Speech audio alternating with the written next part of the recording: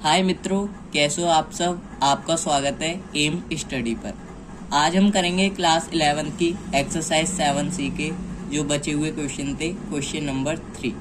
तो question number 3 हमें दिया हुआ है, दिल्ली शब्द के अक्षरों को कितने विभिन्न क्रमों में विन्यस्त किया जा सकता है। आपने मेरी पिछली वीडियोस में फॉर्मूले पढ़े होंगे, वही फॉर्मूले इस क्वेश्चन में यूज होंगे। फॉर्मूला क्या था, हम इसे परमुटेशन की सहायता से सॉल्व करेंगे। तो परमुटेशन का एक बार मैं आपको और फॉर्मूला लिखवा देता हूँ। तो वो है हमारा एन पी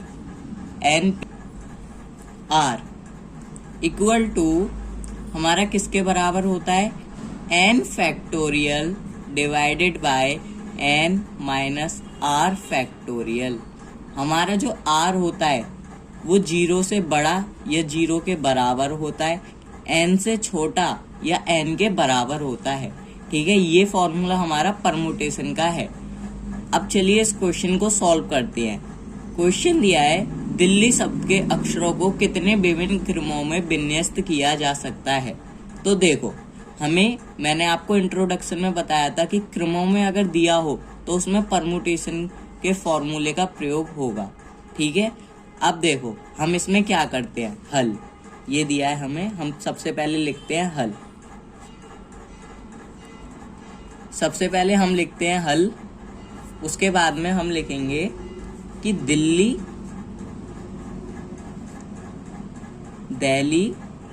शब्द में कुल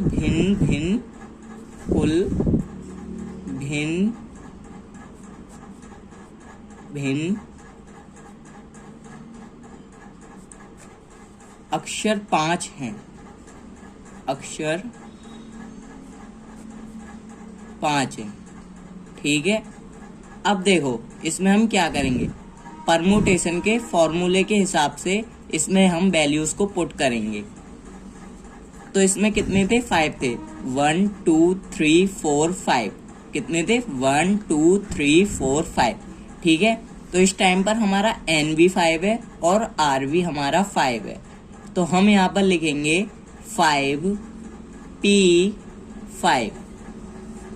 तो हमारा ये कैसे आएगा, हम इसे करते हैं यहाँ पर 5 फैक्टोरियल, n की जगह पर हमने 5 फैक्टोरियल लिखा, डिवाइडेड बाय n माइनस, ये हमारा n की जगह पर 5 था, 5 माइनस 5 फैक्टोरियल। तो ये हमारा सॉल्व होकर के क्या आएगा, 5 फैक्टोरियल हमारा एज इट इज ऐसे ही लिख देंगे और 5 में से 5 गए 0, तो ये हमारा हो गया 0 फैक्टोरियल। ठीक है, अब देखो हमारा ओनली बचा फिलहाल में 5 फैक्टोरियल, तो इसे हम खोल देते हैं। 5 इंटू 4 इंटू 3 इंटू 2 इंटू 1। ठीक है, तो ये हमारा कितना आया, 5 4 जा 20, 23 जा 60 और 62 जा 120 हमारा आंसर आया। हम लिख देंगे यहाँ पर हेंस प्रूव। तो दोस्तों आपको समझ में आया कि ये क्वेश्चन हुआ कैसे। हमारा क्वेश्चन में दिया हुआ था, दिल्ली शब्द के अक्षरों को कितने विभिन्न क्रमों में विन्यस्त किया जा सकता है। तो हमने क्या काम किया, हल में लिखा दिल्ली शब्द में कुल भिन्न अक्षर 5 है। इस टाइम पर हमारी एन भी 5 है और आर भी 5 है।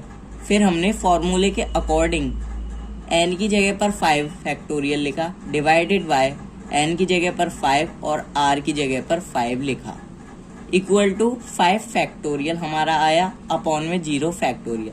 फिर 0 फैक्टोरियल हमारी वैल्यू 1 होती है। फिर हमने क्या काम किया कि 5 फैक्टोरियल को खोला, तो 5 इंटू 4 इंटू 3 इंटू 2 इंटू 1 हमारा निकल करके आया 120। Hence proof. दोस्तों अगर हमें विभिन्न क्रमों में विन्यस्त मतलब होता है विभाजित करना, मतलब कि उन्हें अलग अलग क्रमों में सजाना, अगर करना हो तो हम इसमें परमुटेशन का सूत्र अप्लाई करते हैं। ठीक है, तो आपको ये क्वेश्चन समझ में आया। आइए अब नेक्स्ट क्वेश्चन करते हैं। चलिए दोस्तों, हमें क्वेश्चन नंबर 4 दिया है, क्वेश्चन नंबर 4 में हमारे क्या है कि 5 अंकों 1 2 3 4 5 से 3 अंकीय कितनी संख्याएं बनेंगी जबकि किसी संख्या में किसी अंक का एक बार से अधिक प्रयोग ना हो। तो आइए इसे सॉल्व करते हैं। सबसे पहले हम लिखेंगे हल। तो देखो हमें दिया है 5 अंकों, यानी कि हमारे जो n है वो हमारे 5 हैं, से 3 अंकीय कितनी संख्याएं बनेंगी। जब हमारी 3 अंकीय कितनी संख्याएं बननी है, इसका मतलब हमारा जो r है वो हमें दिया है 3। ठीक है, तो हम लिखेंगे यहाँ पर कि कुल 5 अंक हैं तथा एक बार में 3 अलग अलग अंक लेते हैं, अलग अलग अंक लेने हैं। ठीक है, हम लिखते हैं 3 अलग अलग अंक लेने हैं।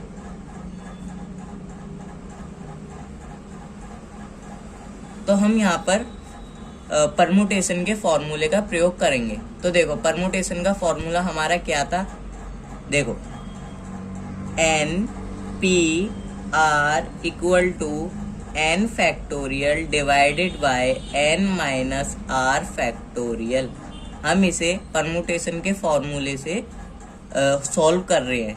ठीक है, तो देखो हमें इसमें ये दिया है कि अंक का एक बार से अधिक प्रयोग ना हो।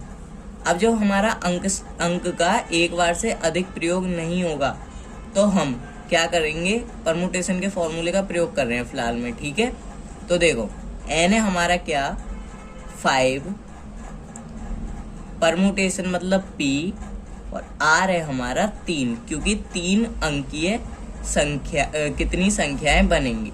ठीक है, n की जगह पर आ जाएगा हमारा 5 factorial divided bye 5 minus 3 factorial.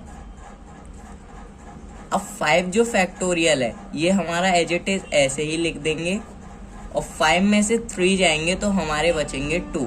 Factorial का फैक्टोरियल हम ऐसा ही लिख देंगे।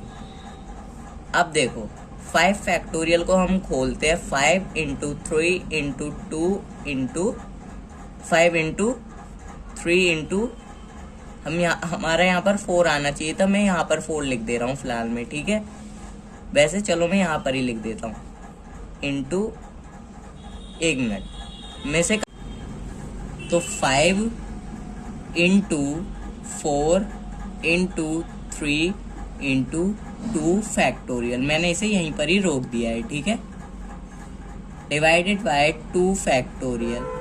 2 फैक्टोरियल से 2 फैक्टोरियल 1 बार में कैंसिल, तो 5 इंटू 4 इंटू 3 हमारा बचा। तो हमारा क्या बचेगा, 5 4 जा 20, 23 जा 60, हैंस प्रूव। ये हमारा सॉल्व हो गया। ठीक है, अब देखो क्वेश्चन को कैसे किया, एक बार से और रिपीट कर देता हूँ। क्वेश्चन हमें दिया हुआ था कि 5 अंकों 1 2 3 4 5 से 3 अंकीय कितनी संख्याएं बनेंगी जबकि किसी संख्या में किसी अंक का एक बार से अधिक प्रयोग ना हो।